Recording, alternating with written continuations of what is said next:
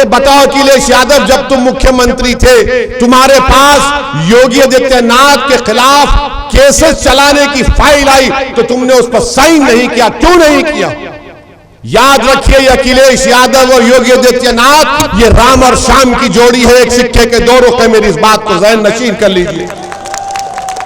Samajwadi party का तो ये रिकॉर्ड रहा है, ये रिकॉर्ड रहा है समाजवादी पार्टी का। कितनी बातें आपके सामने रख सकता हूं, मकसद एक ही है कि आपका नेता बने, उस समाज का बने जिसको दबाया जा रहा है, कुचला जा रहा है, उस समाज का नेता बने जिससे इंसाफ नहीं हो रहा है। आज मुझ पर इल्जाम लगाया जाता कि मैं ध्रुवीकरण की राजनीति करता हूं। बताओ अगर मेरी बात सच है, मैं चैलेंज के साथ कह रहा हूं कि समाजवादी पार्टी के दल्ले होंगे यहां पर। सुनो मेरी बात कान से खोलकर, तुम जाकर कौम कौम कौम कौम के नाम पर वोट का मुतालबा करते हो ना, तो बताओ आज उत्तर प्रदेश में सबसे कम ग्रेजुएट मुसलमान क्यों हैं?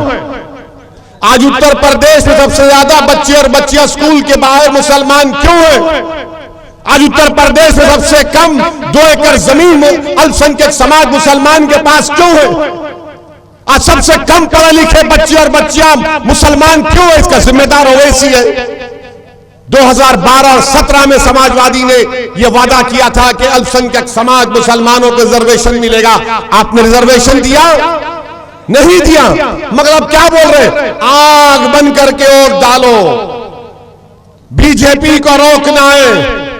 अरे बीजेपी को तुम 3 मर्तबा नहीं रोक पाए।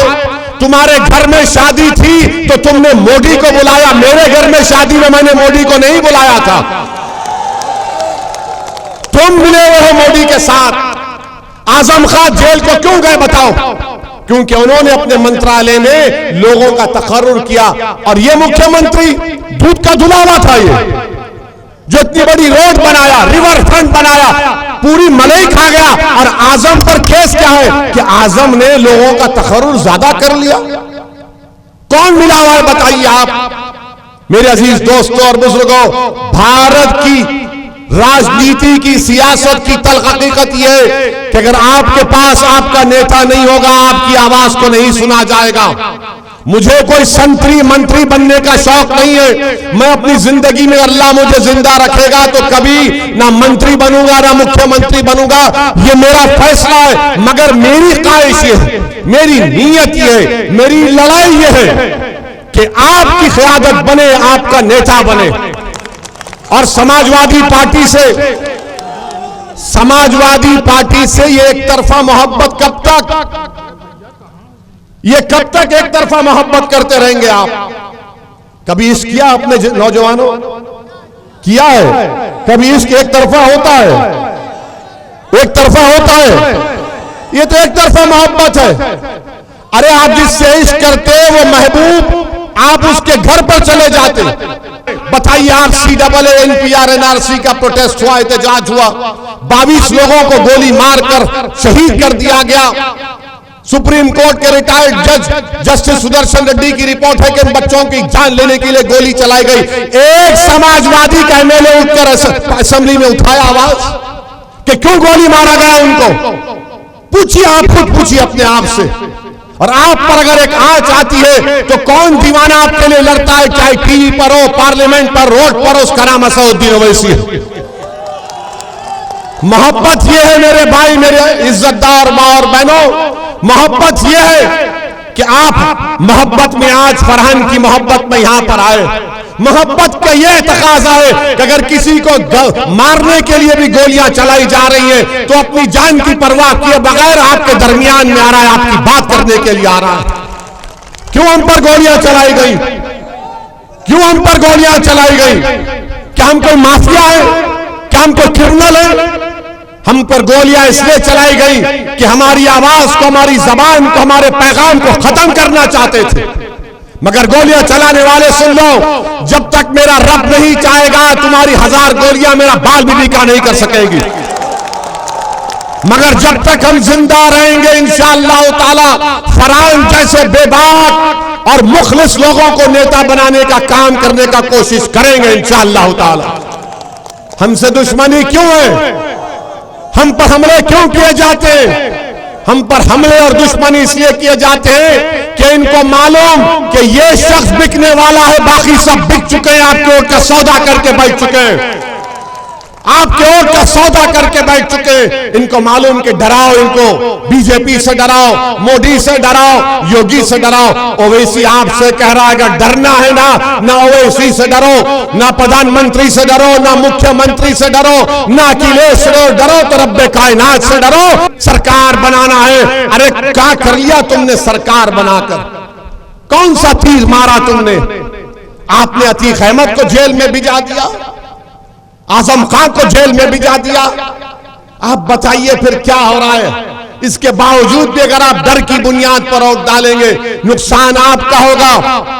आज जो बच्चे और बच्चियां 15 साल की हैं, 5 साल के बाद जब वो 20 साल के हो जाएंगी, वो आपसे आकर सवाल करेंगे, बताओ अब्बू, बताओ अम्मा, मेरे शिक्षा क्या क्या हुआ, मेरा नेता कौन है? तो तुम क्या जवाब दोगे?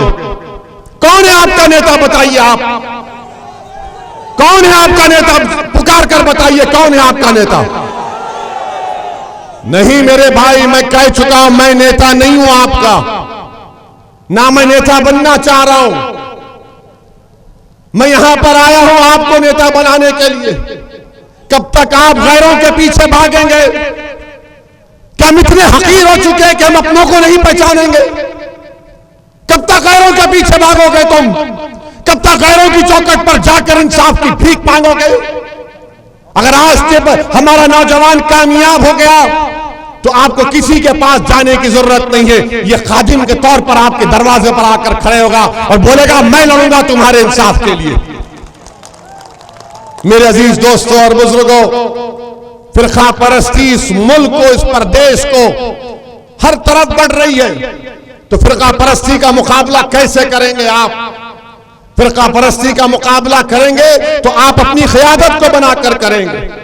आपने 30-35 साल जिन पर भरोसा किया, जिन पर एतमाद किया, जिनको आपने झोली भर भर कर खैरात के तौर पर वोट किया, वो कभी आपके दरमियान में नहीं आए, वो कभी आपके दरमियान में नहीं आए, ना कभी आएंगे। मेरी इस बात को याद रखो। आप वोट देना आपका काम है, मगर सच्चाई बयान करना मेरी जिम्मेदारी है।